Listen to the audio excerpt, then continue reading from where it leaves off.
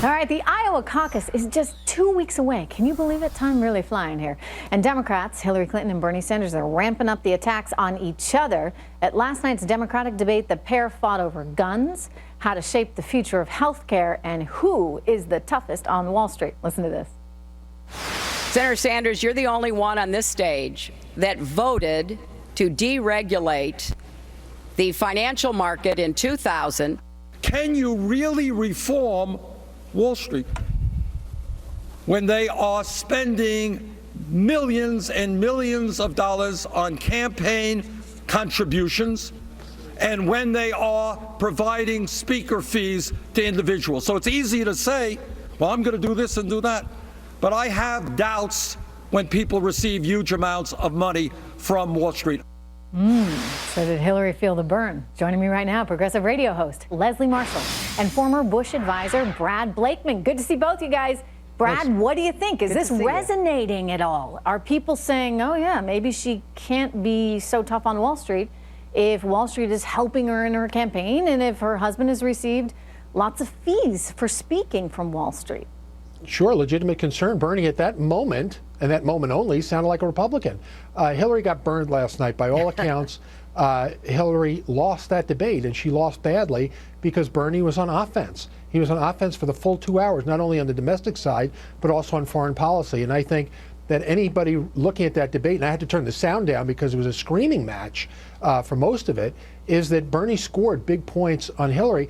And if I were a Republican consultant, I would have my commercials already in the bag should Hillary get the nomination because of some of the outlandish statements she said, one of them which is Obamacare is the greatest thing since sliced bread, number one. And number two is that Obama has done a great job with the Iranian deal. I mean, this is a gift. Leslie, we have not seen Bernie quite go on this kind of attack previously in debates. What is it about now? Is it the fact that we're 2 weeks away from Iowa and he's really scrambling to try and get an edge on her? That last night, or this weekend rather, we saw these claws come out in such a significant way?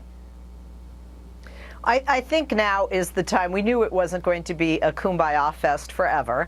And this was a time where he had to really show who he is and what he truly believes. I think people that like Bernie or may have just favored Bernie in the debate last night and thought that he won was because he was passionate, and that's what the screaming was about. But the reason he's doing this now is there's really a very small percentage lead that he has in New Hampshire, and all, quite frankly, whether they like Hillary or not, have projected that she's going to win Iowa. And then when you look at the map and the further landscape, you know, some people say feel the burn, and some people, I love Senator Sanders, but I think it just looks on paper, I think he sees that he's really got to fight now because the nomination is clearly moving toward her, despite these close leads, the close lead he has in New Hampshire, and it's only 3%. It's pretty tight in New Hampshire, a state where I would have thought, Leslie, she would have trumped him. Right.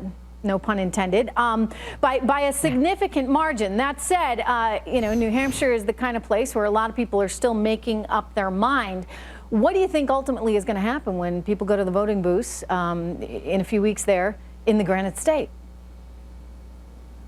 Well, if you're asking me, I would say I wouldn't be surprised that Bernie would win New Hampshire. Although I hear you with regard to Hillary, you think the numbers would be bigger. I actually thought Bernie would have a larger lead. Now, I know we're both from New England, and we know their individual states, New Hampshire, Vermont, Massachusetts. But, you know, Vermont is a neighbor. And I think that, you know, often just like New Hampshire is a neighbor to Massachusetts, I think Bernie is perceived as a homeboy, if you will. And I'm surprised he isn't doing better in that state. I wouldn't be surprised if he wins the state. That's very interesting if he wins New Hampshire.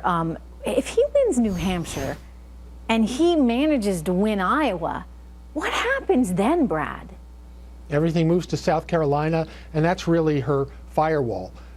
If she were to falter in Iowa, in New Hampshire, you're going to see money.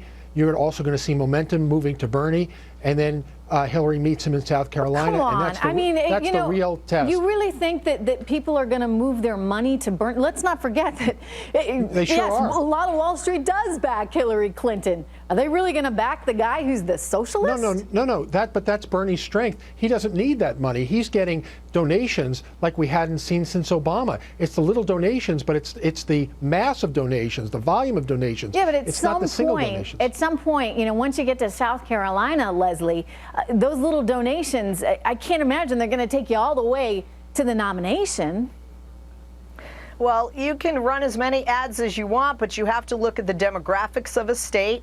And South Carolina has an extremely large African-American voting base. Hillary Clinton has a major advantage right now over Senator Sanders with minorities, African-Americans, Latinos. I'd go to Vegas that she's going to win South Carolina, even if she lost Iowa. And Very quickly, I just want to share with you how they were both trying to outdo each other on guns there this weekend. Listen to this.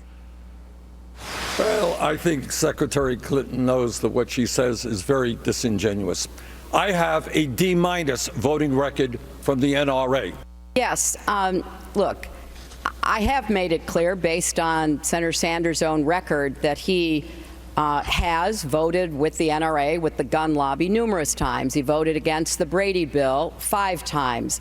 He voted for what we call the Charleston loophole. He voted for immunity from gun makers and sellers, which the NRA said was the most important piece of gun legislation in 20 years. So, you know, you listen to that, Leslie, and I would argue that Bernie comes off as much more pro-gun than Hillary Clinton does, and that would hurt him?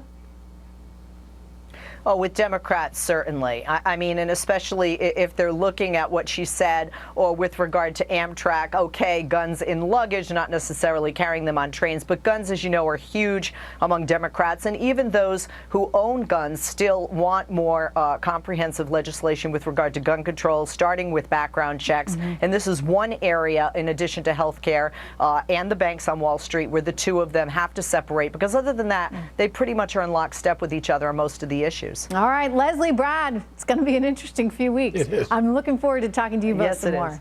Thanks. Thank you, All right. Trish. The battle